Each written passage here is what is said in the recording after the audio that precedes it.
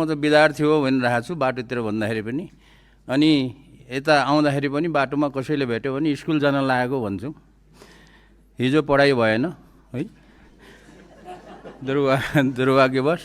आज चाहिँ पढ्न पाइयो र आज धेरै पढ्न पाइयो, किनभने धेरै उपदेशहरू आदेशहरू होइन विभिन्न माननीयज्यूहरूबाट सुन्न पाइयो र धन्यवाद छ। र आज चाहिँ रिस मरेको छ, किनभने म नेपाल सरकारलाई धन्यवाद दिन चाहन्छु।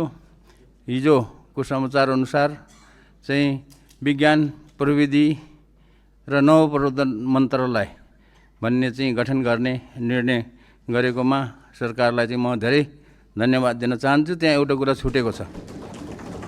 कुरा के छुटेको छ भने विज्ञान प्रविधि अनुसन्धान तथा नवप्रवर्तन हुनुपर्ने अनुसन्धान भन्ने शब्द चाहिँ त्यहाँ चाहिँ छुटेको छ।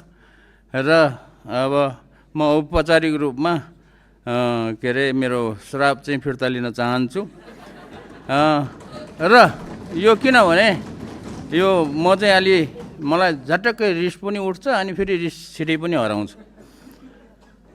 अब म अरू कुरा केही भन्न चाहन्न। यो जुन नीति तथा कार्यक्रम छ यसमा एउटा दुईटा कुरा थपियोस् भन्न चाहन्छु।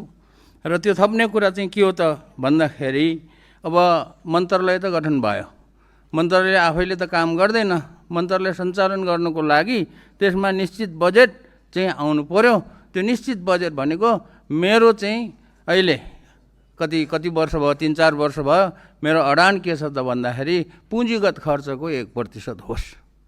यो पुँजीगत खर्चको 1% बजेट छुट्याउने व्यवस्था गरिनेछ भनेर यो चाहिँ उसमा चाहिँ यो नीति तथा कार्यक्रममा आओस् र त्यही अनुसारको बजेट छुट्याओस्। अब त्यतिले जति पैसा आउँछ अब जति सकिन्छ त्यो चाहिँ गरौँला। यो किन भनिरहेको छु भने विकसित देशहरूले इजरायलले आफ्नो जिडिपीको 5% बजेट रिसर्च एन्ड डेभलपमेन्टमा खर्च गर्छ। कोरियाले 4.5 यस्तै गर्छ।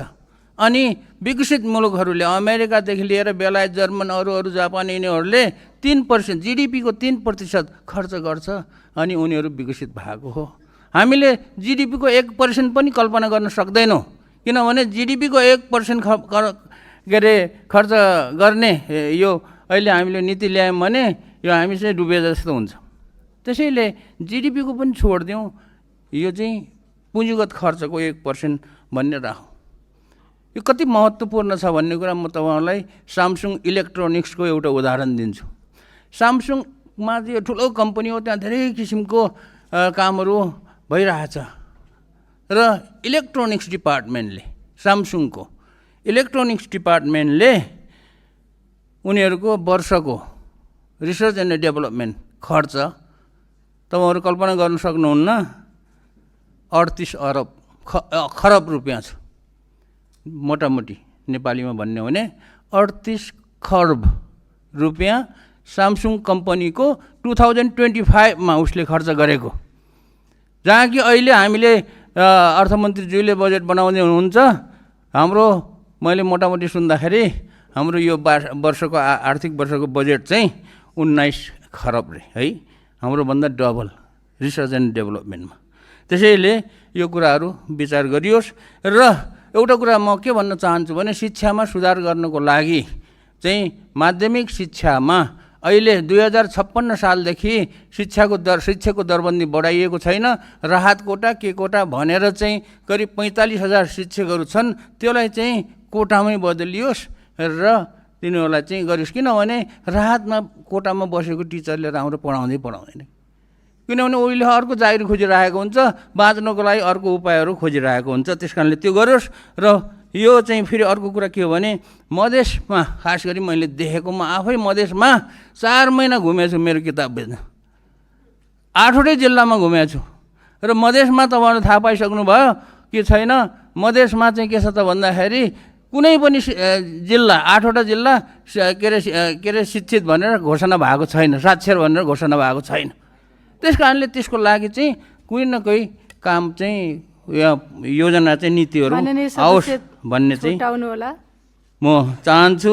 र अन्तमा म के भन्न चाहन्छु भने प्रधानमन्त्रीज्यू यहाँ आउनु भएन, हामीले पनि उहाँलाई ल्याउने कोसिस गरिरहेका छौँ अनि उहाँ पनि नआउने कोसिस गरिनुभएको छ। यो हाम्रो आन्तरिक कुरा होस्, भोलि चाहिँ यो कुरा चाहिँ इन्टरनेसनल मिडियामा गयो भने के होला त्यो कुरा चाहिँ सोचौँ क्या।